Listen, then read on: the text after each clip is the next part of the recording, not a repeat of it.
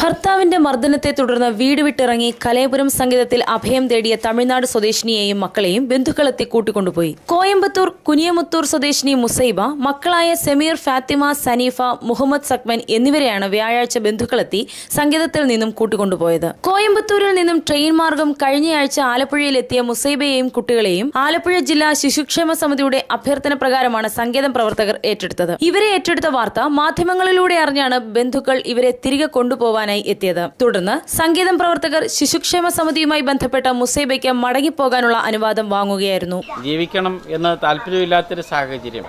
അപ്പോൾ കുഞ്ഞുങ്ങളൊക്കെ റെയിൽവേ സ്റ്റേഷനിലൊക്കെ പല ദിവസങ്ങൾ കിടന്നിട്ടുണ്ട്. എറണാകുളം റെയിൽവേ സ്റ്റേഷനിലും ആലപ്പുഴ റെയിൽവേ സ്റ്റേഷനിലും ഒക്കെ ആയിരുന്നു കുഞ്ഞുങ്ങൾ ചില ദിവസങ്ങൾ കിടന്നിരുന്നത്.